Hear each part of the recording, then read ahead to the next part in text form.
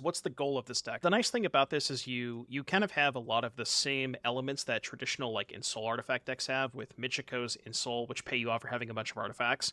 And then you just happen to have one of your artifacts be this, which can hit Moonshaker or Emeria's Call, but then just cast those for free. It's a good turn 3, right?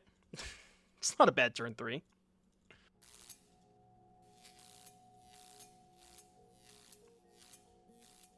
Hello, everyone, and welcome back to some more Pioneer. I know there's been a lot of Pioneer on the channel. I know people have been asking me, when am I going to start playing Standard? It's going to be soon, probably within the next week or so, as we get a little bit closer towards RC Dallas, and I do want to do some testing for that. But today, we are playing some more Pioneer, and if you have not been watching Magic content, what day was it? I think it was Wednesday or Thursday of last week. I'm recording this on Monday right now, where every single streamer in the Magic category just played Collector's Cage for an entire day. I promise you, we didn't come to some agreement or anything. We didn't talk to each other. We just wanted to play Cage. This is one of the Cage brews that we came up with live on the stream.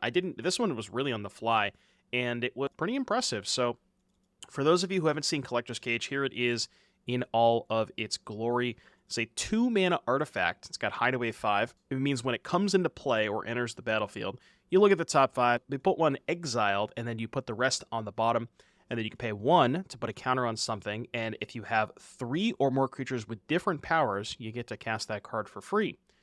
And I know people love their free spells, so how are we taking advantage of that? Well, first of all, the big things that we're casting, very similar to most of the other Cage decks. We have 4 Moonshaker Cavalry. It's kind of a Craterhoof Behemoth adjacent card. We don't have Craterhoof in Pioneer, but we basically have Craterhoof at home.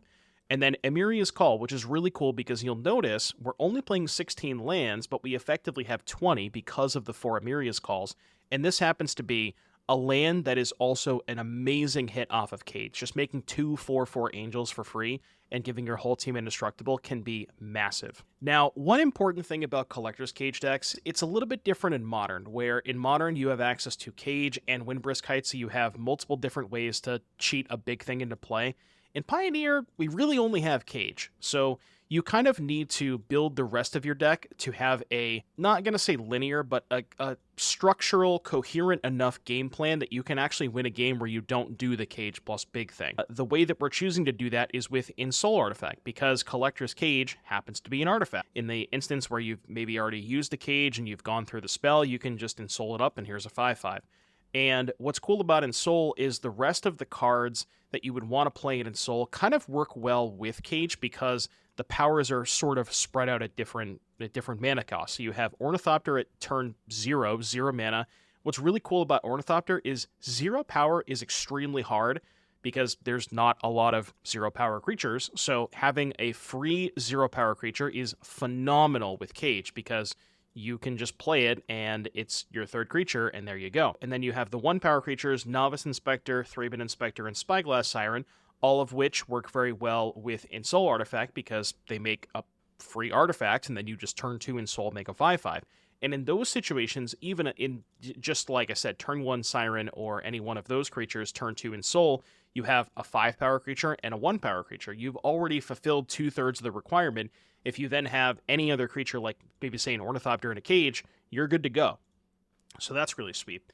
Warden of the Inner Sky is excellent, not only because it's a powerful card, but also you can modify and modulate the power on it. Like you can tap it, you get to control the number of power on it in terms of doing math for how many things you need to be able to Cage, right? So if you already have a 2 and a 1, you get this thing up to 3, activate Cage. If you have a 0 and a 1, you get this thing up to 2, activate Cage. There you go.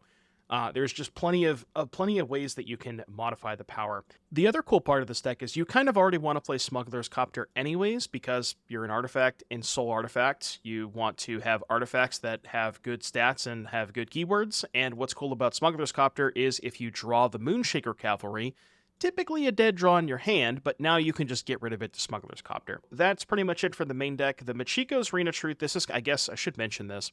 This is a big part of the deck. It's, again, part of your plan B, where if you're not going for Cage plus big thing, Michiko's, you make a ton of artifacts with the 1-drops, the Ornithopters. You can get, and you have a lot of flying attackers, right? You have Smuggler's Copter, Spyglass Siren, Warden. So you have plenty of ways to give evasion and plenty of artifacts in the battlefield.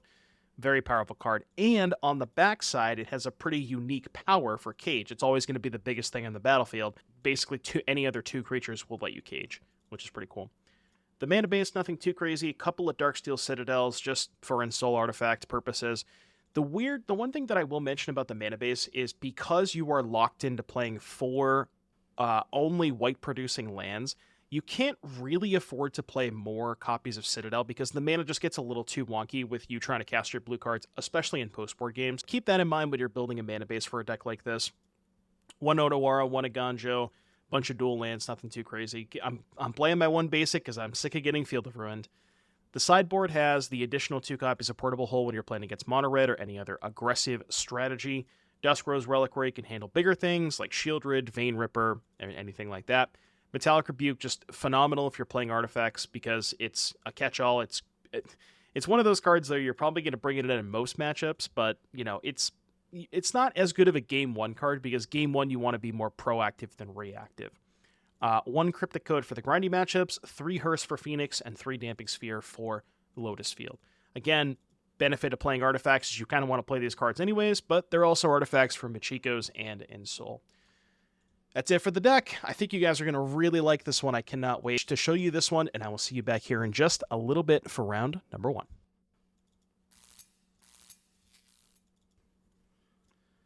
I have 1 land. No. I have more than 1 land. Yes.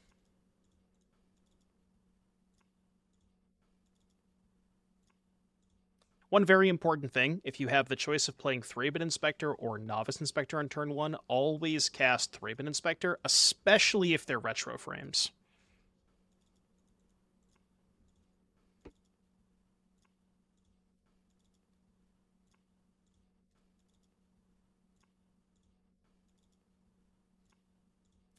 I've realized an error with our deck.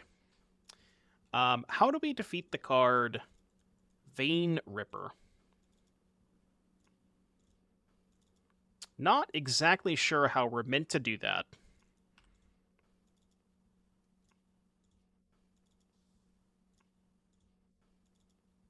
Alright, don't Bowmaster me, please. Hold. Let him cook. Let him cook. Bruh. Sure. Not great. Not the best. Okay, I kind of wish we had the Pixie to pick up the cage. I mean, thankfully they don't have the Soaring, right?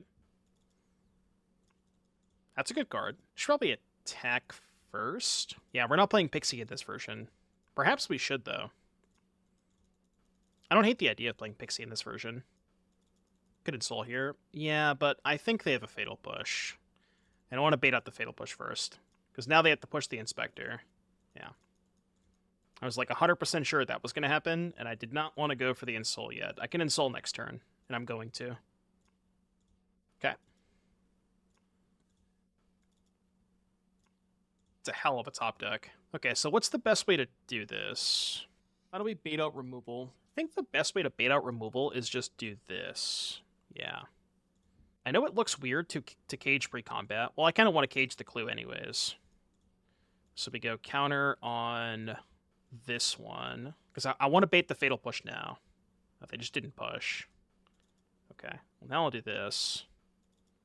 I mean, if they're just not going to cast the Fatal Push, then fine by me. Alright, cool. Game 1 in the books. That went well. Vampires, huh? Do I want any of these cards? Maybe Duskrose.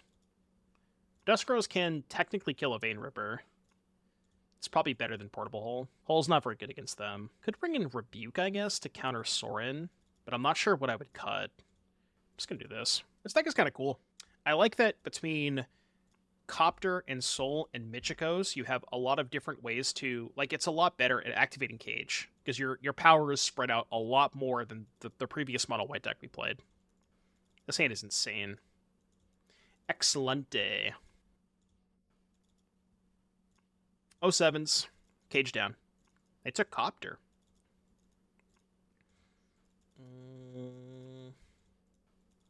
I deploy the Inspector.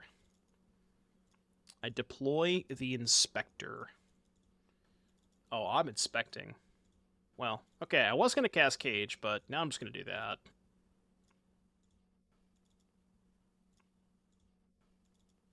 I mean, if they have Soaring Ripper, it's going to be tough, but that I do not care about. Another phenomenal draw step. All right, so let's go Cage first. See what we hit. So we go Taken Soul, play Thopter, Crew, counter on Thopter, Ensoul the Clue. It's kind of gross. It's a good turn 3, right? It's not a bad turn 3. I mean, we even hit, like, well, this isn't the worst card we could hit, but we didn't hit one of the bangers, and it's still really good, you know? Okay, this is sick. It's fine. We still have the Copter. It's not even that big of a deal, because we can actually go Warden, Crew, play Thopter, play Michikos. Put them to 2. Alright, you're at 2. You were at 2 life. Actually, they're at 0 life.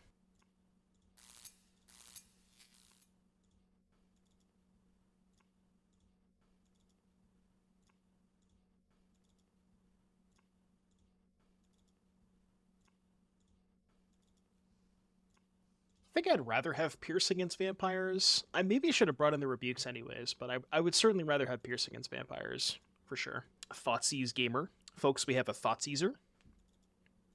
A Thoughtseizer in the house. In the building. Inspector down. I deploy Warden of the Inner Sky. Black-green. Hey, yo. They're playing Vamps? Perhaps they're playing Vamps. No, you're supposed to be on top. Okay, it's fine. You're on top anyways. Totally fine. Bruh. I guess it is good that we can bottom that, you know? Like, Warden is kind of sick with Cage. These two cards work very well together, because you can either scry to find the piece, or you can scry the second big card to the bottom. What in the Sam hell is going on here? What in tarnation? What in tarnation? They're F6'd, so I kind of want to do it now, even though I don't know if it's correct to do it now. But they do appear to be F6'd, so I guess I'll do it now. Attack with my 1/3. Alright, turn 3, I deploy 2 4/4 flyers. Oh shit, I could have scried, my bad, you're right. I forgot to scry. -1 scry, yeah, I know. -1 scry. They're doing a lot of pillaging over there. Not even vigilance. Yeah, not even Sarah Angel stats. Surely that 1 point of damage is not going to come up, right? That would never happen. There's no way I lose this game by missing that 1 point of power that turn. Surely that would not be the case.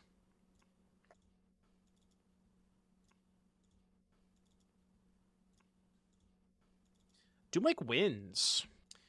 Golgari. So what did they play? They played Pillage the Bog, Spelunking. So I guess they're like some sort of Golgari Scapeshift deck with like that weird Scapeshift loop, which means I probably want rebukes. So we can cut the portable holes and 2 other cards. Cut 1 Thopter, 1 Inspector, and play 4 rebukes. Something like that. 1 land, huh? It's close, but... Well, this has 2 lands. Okay, so 2 lands... God, what do I put back? This hand is too good. I don't want to put any cards back. It's probably the Inspector, right? Because I already have 2 other 1-drops. Yeah. Please don't Thoughtseize my Emeria's Call. We can talk about this.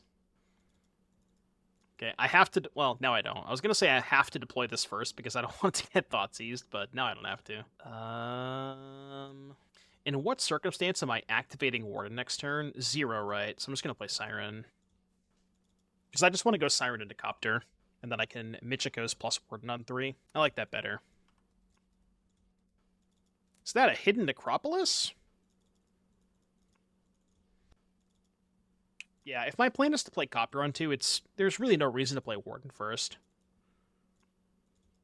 Okay, Spelunking Enjoyer. Immerstrom Skull Cairn. 4 mana, tap sack, deal 3 to target player. Upstairs. Upstairs has been called.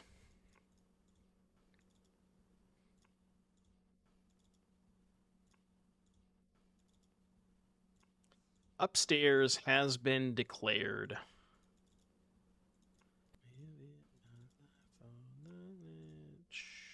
Seven, yeah? We'll get you for a little 7. Oh. Oh, you don't say. It's a nice one to draw. Path of Peril. Rude. Okay. We can't cage this turn, though, unfortunately, so... Well, we can cast the cage, but we can't actually activate it. Did hit the Cav. Kind of feels like they have Fatal Push. I just have the read they have Push, and I kind of don't want to activate my Copter this turn. Let me see if I can bait a Fatal Push here. It didn't bite. I don't know. I guess it's fine. Yeah, I don't know. I don't know if I'm supposed to do this, but it's just so clear they have Push, right? Maybe I'm supposed to force the push now, because then next turn, if I draw any creature, I can just play creature and then activate Cage. Maybe it's fine to force it out this turn. I cannot beat that card. I mean, I do have a Spyglass Siren in my hand, so I guess that can beat it, but... Wait, do you think they're going to block? Is this other? No. Like, I can pop a Clue to try and find another creature. So let's pop Clue. I shouldn't have popped Clue. I should have mapped, I guess. I guess I should have mapped, huh? Turns out I probably should have mapped. Don't worry, it's fine. We are okay. I repeat, we are okay. The question is, do I even cage? Well, now that they're blocking, I definitely cage. I'm going to hang on to the Eiganjo. Cage cast is a May. Yeah, but if they block, I think I want to kill the Kalitas there, so... I do lose a little bit of damage next turn off a Cav, but I think this is okay. The other line was just attack with Inspector, Eiganjo the Inspector, and then just not play the Cav there. So maybe that was better? Okay, that should probably seal it up. I'm actually... I do want to map here, right? Yeah, let's map. Metallic Rebuke. I think I'm going to keep that. So now we can just play the Eiganjo. Yeah, this is good. Hit for 8. I guess maybe there's no reason to keep the second Rebuke, because like if they have removal spell if they have removal spell with 3 mana up, then it's like I'm just gonna do this. I don't know what they could have, but I'm just gonna do that now. Should be good enough. You're gaining on me in trophies. You have 2 trophies. Where you at? You got 2? I need to get it. I need to get a 5th one so I can be not in the bottom 3. You know. I need to be the undisputed number 1. Every single one of my leagues has been soured by mono red. This is my one shot, my one opportunity to finally beat the mono red menace. Well, I mean, saying's not fantastic, but it's better than going to 5. I'm gonna lead Inspector because they're definitely gonna kill my Warden if I play Warden first. Where are you? Sees everything you ever wanted. Give me an Ensoul Artifact off the top, please. I am asking for 1 singular Ensoul Artifact. Just 1, you know? Just a nice little Ensoul. Not quite. Not exactly. I'm going to shock here.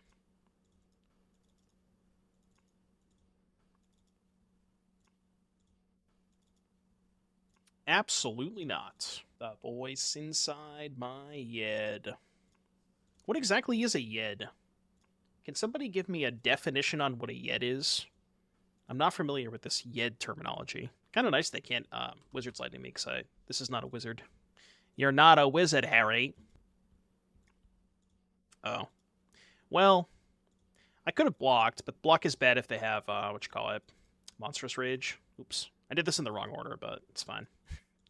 Classic Magic Online. Classic Magic Online. Kindly leave Swift Spear. That's a good draw. It's a monster that lives in cold caves. No, Yed, not Yeti. Y-E-D. That's how it is spelled. Yed. Yed.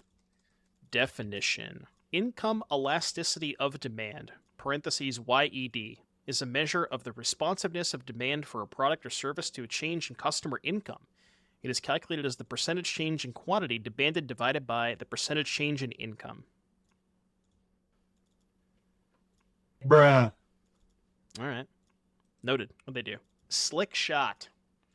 That's a lot of stuff next turn. I'm in danger. I'm in danger.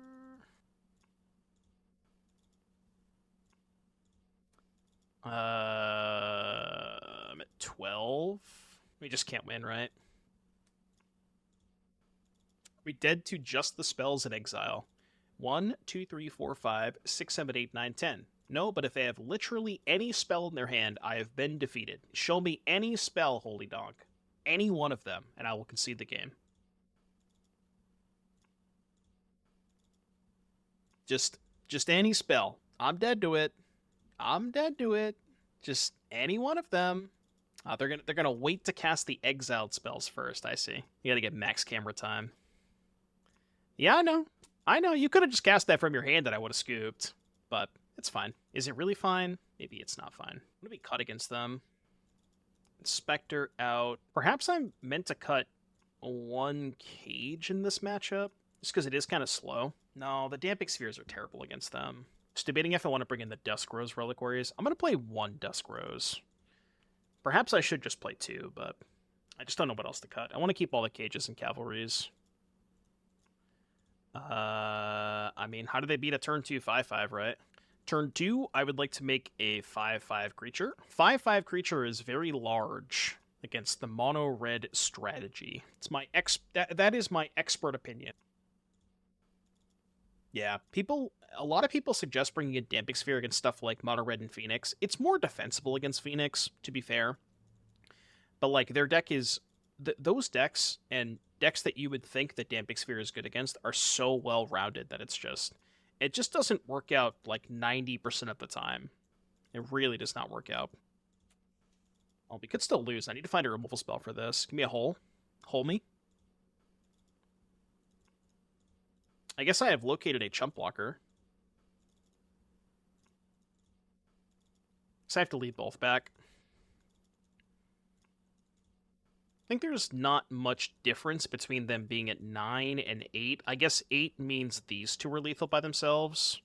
That's the one difference there. Really? I like this. That's really good for me. So that must mean their hand sucks. And their hand did not get any better because both these cards are quite bad. So, kind of surprised they brought in Ferocidon. Could be a portable hole, please.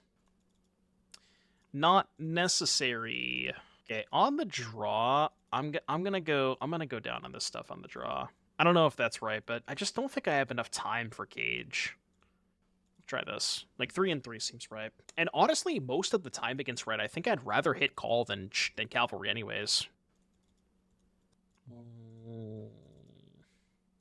They kept 7. Like, this hand looks fine, but I'm not sure if it's good enough against the average 7-card red hand. Does that make sense? Good mull. Good. That's what we call a disciplined mulligan. I think a lot of people in chat would have kept that hand.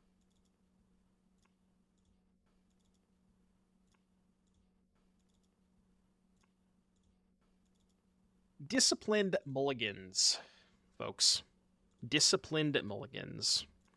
Like, you just have to understand your surroundings, you know? Like, on the draw against Mono Red, who kept 7. Like, that hand's just not going to be good enough 90% of the time.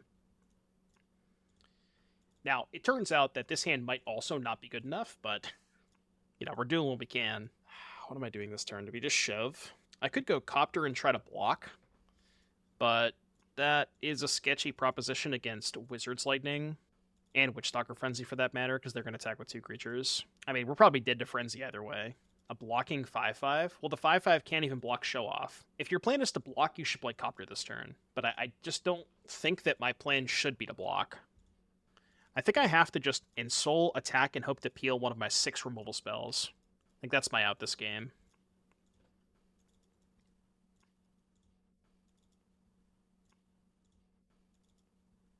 Because if I do draw one of the removal spells, I think I'm in a commanding position. 1 mana. What do you got? It's probably a Monstrous Rage. Kumano.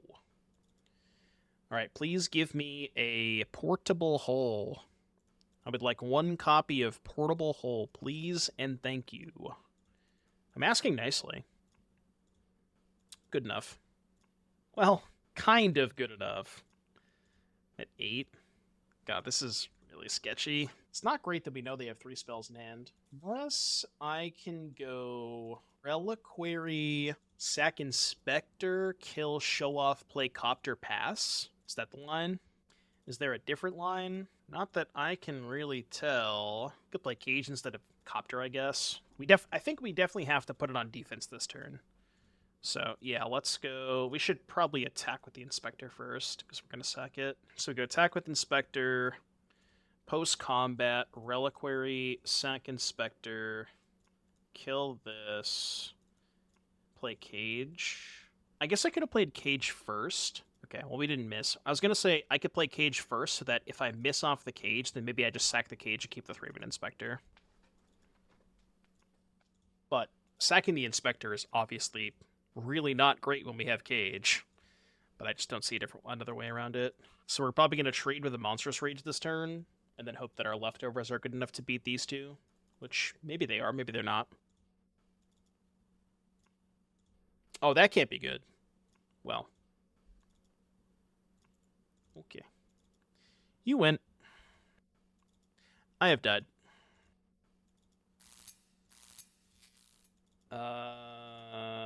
This hand stinks. I was debating on attacking or keeping it back. This hand is much better. Much, much better. This hand's really good. Okay, next league, we're playing 4... Just somebody do me a search. Give me a search and go find me every single card that has protection from red. At least 50% of my matches has been this deck today. Oh, okay. Well, we win because they kept the 1-lander.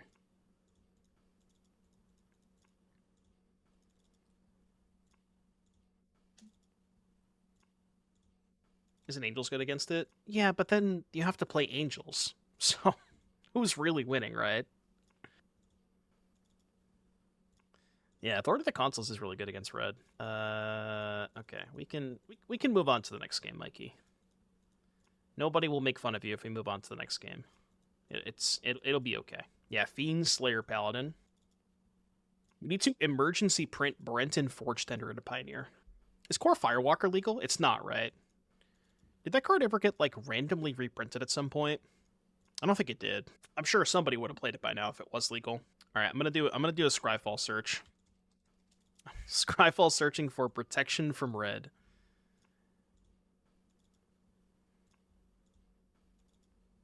Formats legal in Pioneer. So they're gonna kill my Thopter if I target it. Do I care? I guess I just make them chump block this, right? And then go Copter Siren. I mean, it doesn't matter. We can't lose this game. Chump blocker.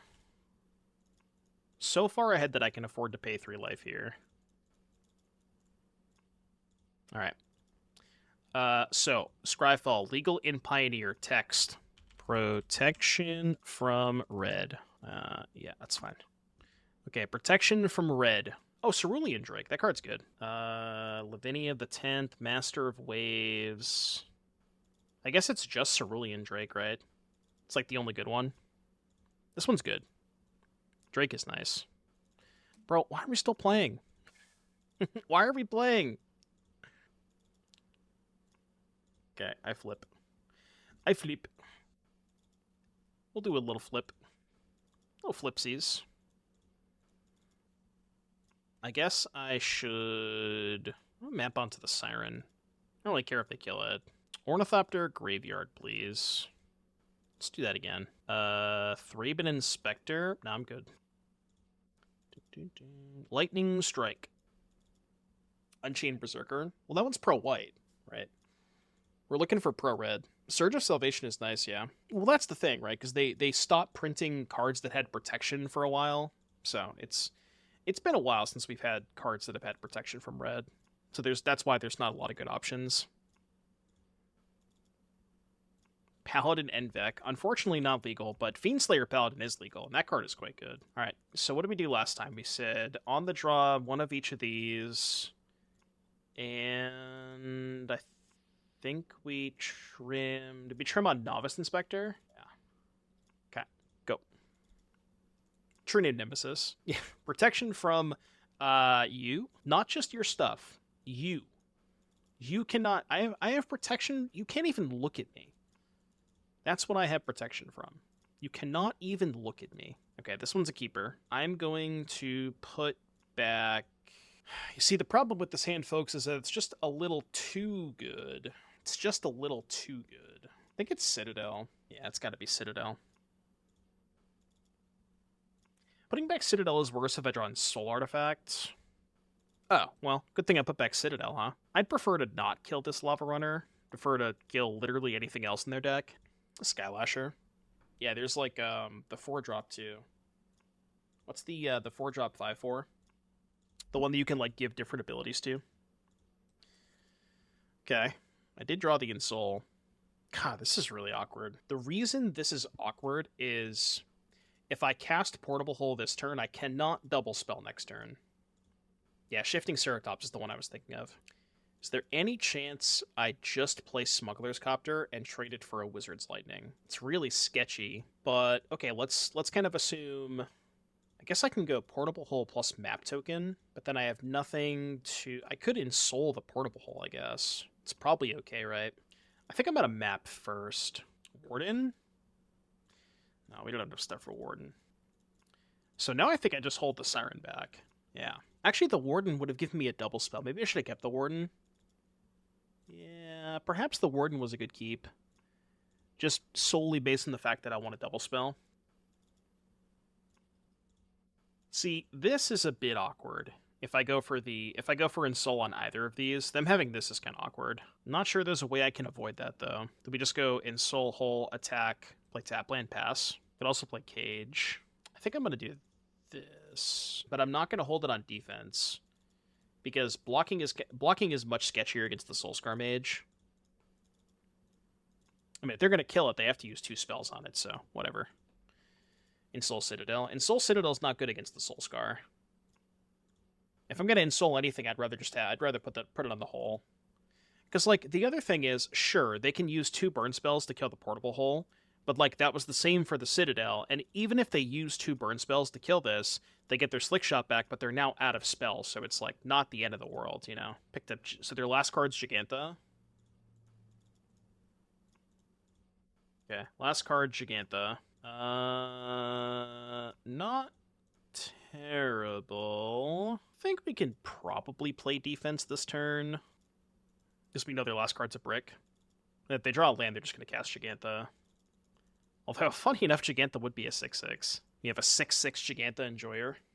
The biggest Giganta you've ever seen. I mean, I'm laughing, but, like, how do I beat a 6/6? We really are going to lose to the 6/6 Giganta. The Hole is nice. Alright, go. Just gonna take a thumping from this Giganta. Cage make a 7/7. Well, next turn I can make a 7/7. I can make a 6/6 this turn, but I really don't want to trade for Giganta. Mardu Cage throwing an explosive singularity at me. People are doing everything with the Cage. The Cage is the hot new tech. It's all over the place. Cage enjoyers. Whoa, whoa, whoa, whoa, whoa, whoa, whoa, whoa. Chill, chill, chill, chill, chill, chill, chill. Oh, abort, abort, abort, abort.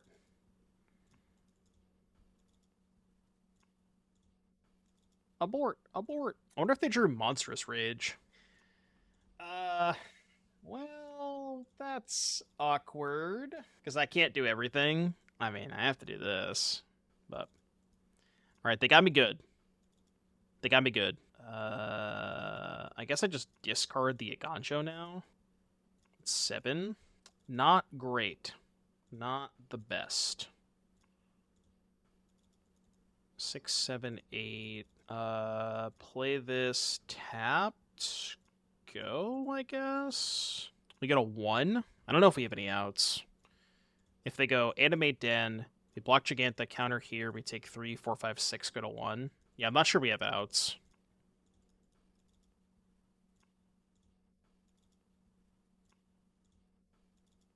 And Soul is only 13.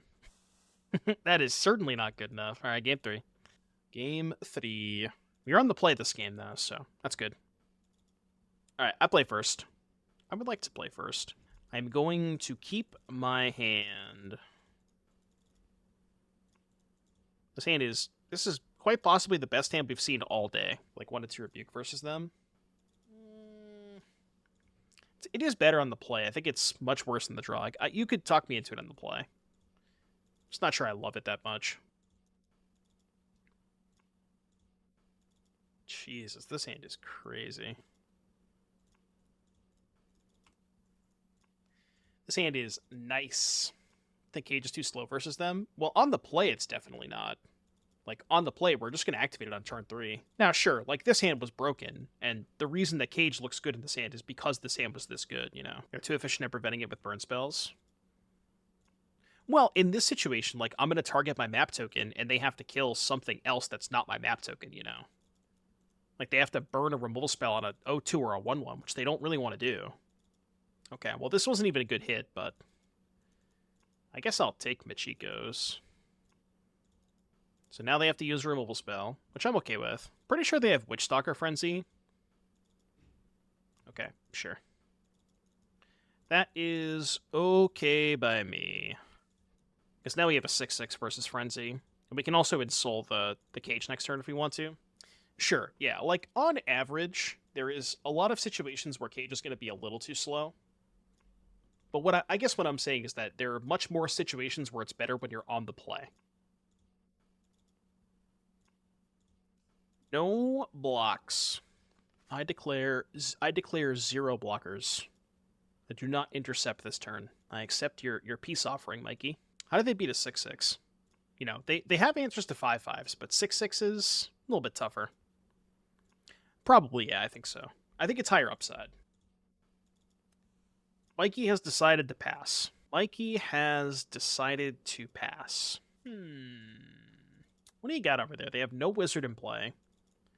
I have a 6-6, so they can't frenzy it. Like, I'm trying to think of what they could have here. I can't really think of much. Triple play with fire, but that gets beat by Collector's Cage, so... Yeah, I just don't really know what they could have here. I can't think of anything. There's no Lightning Bolt in the format. Alright, 11-11. I attack you with my 11-11 creature. Yeah, I guess they could have a Braid, but these red decks are like, they're all the same list. They don't play a Braid. Alright, 3-1.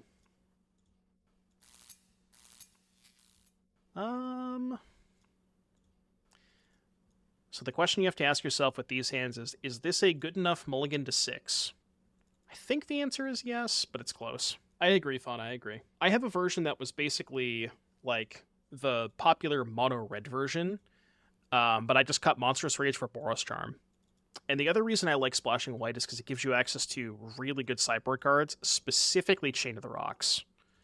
And I actually think that a white splash might be kind of cracked. Did I know there are 2 versions of Breakout? I did not know that, no.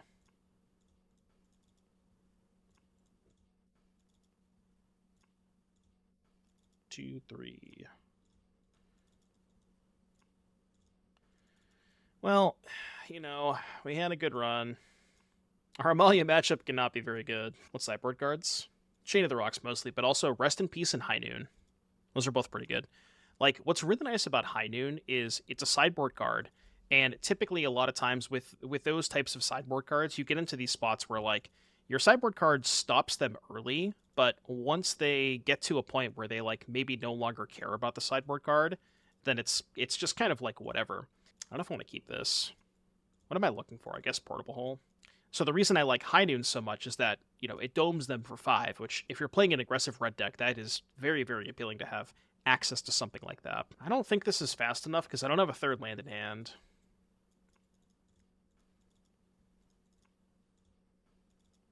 One, two, three. Alright. I'll attack you for 7. About Orzhov Vampires with Cage.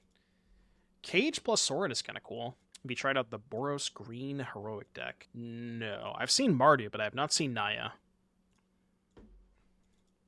Wait, my Amalia opponent didn't have the nuts? I don't know what to do. I've never seen this before. I didn't know that was possible. Alright, good. Well, noted, I guess. I don't know if I've ever played... That might be the first recorded game that I've ever played against Amalia that I didn't get turn 3'd. I mean, you can go check the tape if you want. This might be a situation Cage slow on the draw. But I also don't know what else I would play. I could just play 1 Inspector. Let's try that. But this matchup seems abysmal because we have no instant speed interaction. That's the big issue with this matchup. Cut the cages. So what, you just want to cut all of the cages and all the calves? Play 4 Rebuke, 2 Inspector. We could try that. Just kind of see how it plays out. I'm not opposed to it. Okay. Okay, we could try this. These Emeria's calls are kind of random as fuck, but we can't cut lands, so I think in this matchup it actually doesn't sound horrendous to cut the cage. Because Rebuke is our only piece of instant speed interaction. So I don't hate it. I think it makes sense. Yeah. Perhaps if we go to game 3 on the play, I will consider boarding back in the cage combo, because it is a little bit better on the play.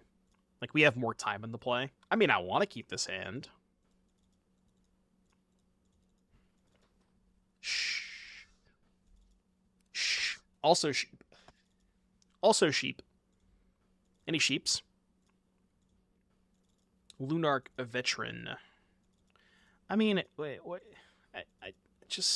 I don't know. I don't know what to tell you. I really don't know what to tell you. I do not know what you want me to tell you. Do you see Collector's Cage being played in some iteration of Pia? Pia, huh? Haven't thought about it in Pia. I guess my question is, what's the synergy there? Are we YOLOing? I kind of think I'm just YOLOing. I don't think they can combo me next turn, right? Cast from Exile. Oh, because the cage casts from exile. Is that the synergy? Maybe. So that you can play Ensoul on 2 without the dread of losing on 3. Yeah, I guess that's a fair point. So, in theory, I could die next turn, is what you're saying, but now there's no reason to hole 1 because they have 2 of them, so what's the point, right? Might as well just full fucking send it. I guess I'll still play Warden, though. Yeah, now there's no reason to cast the hole. I guess what I could have done is attack first, and then if they chump block with one of them, then post-combat I can hold to guarantee that I don't die next turn. Oh, or I could have just not played the Warden pre-combat. Yeah, that would have been a lot better, right? I just go Ensoul, attack with everything. If they block, then I can hold post-combat. So, didn't matter, but, you know, I should have done that. Alright, this version felt a lot better. Yeah, this version much, much better than the mono-white version. Like the Plan B, Ensoul was very good. I mean, honestly, there's not really a ton that I didn't like about this deck. I'd love to make room for the 4th Novice Inspector, but I have no idea what to cut. Space in this deck is extremely tight, but yeah, the Ensoul plan was good.